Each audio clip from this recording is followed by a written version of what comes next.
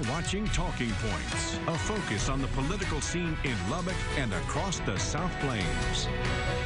And welcome back. Here's a look at some of the political headlines of the past week. New Lubbock County Commissioner for Precinct 2, Jason Corley, fulfilled a campaign promise recently by signing paperwork not to receive the salary normally given to Lubbock commissioners of $81,340. Instead, he's walked that back to a salary of $57,600.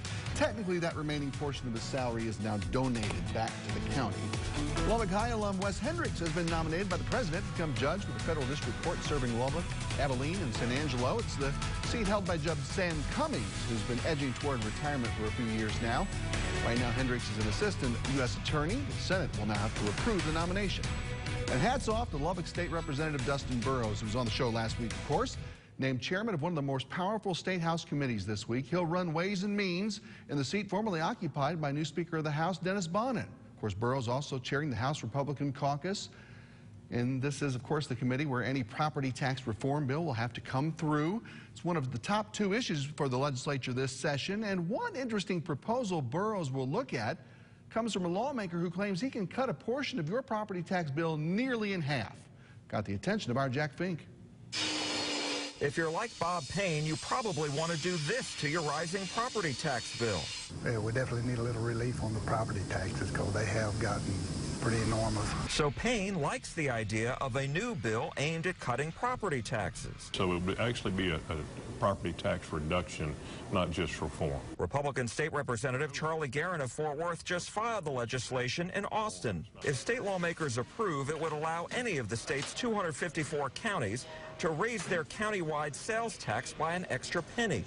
In exchange, the county would lower the county portion of the sales tax bill by the same amount of money as the extra cent in sales tax.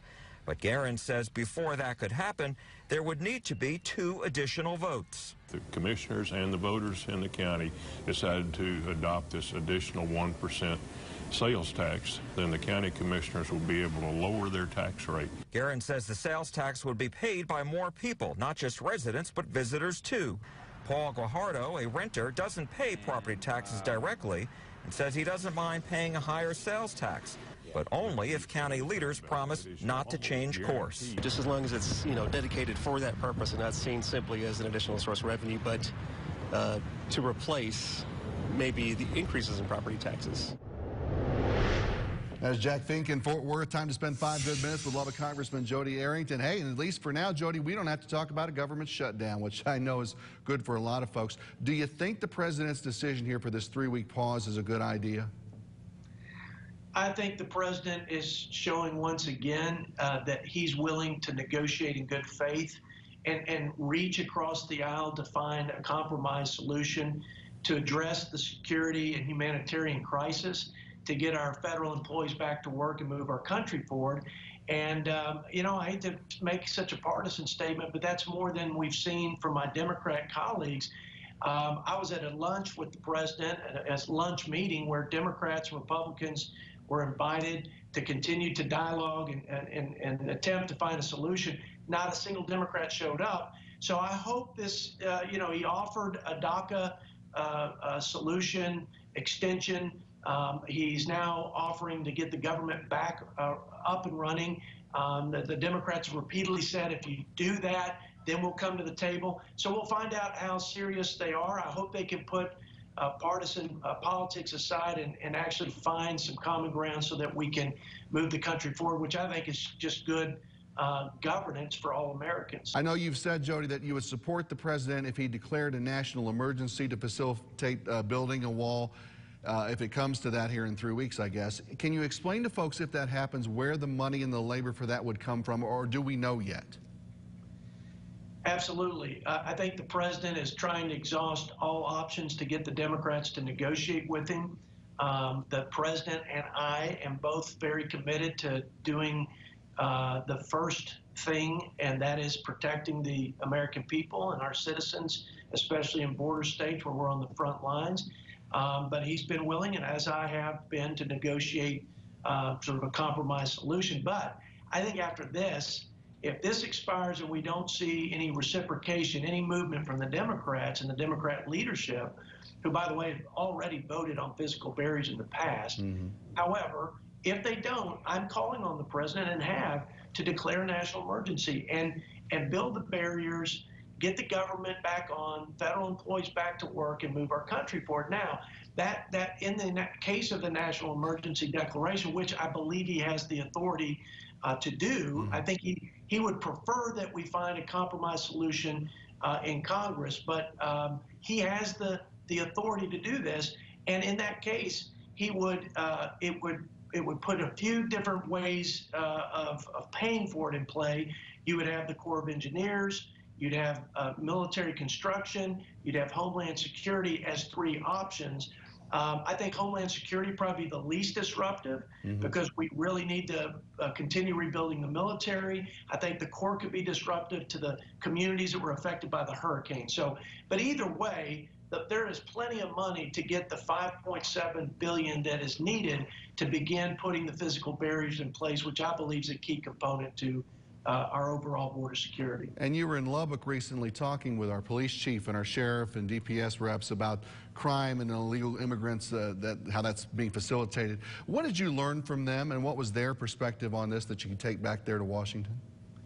Well, I learned that the crisis isn't just real at the border, but that all this flow of criminal and gang activity and drugs is spilling over into our communities as far up as rural West Texas, and that these criminal organizations and drug cartels that are behind that movement are showing up.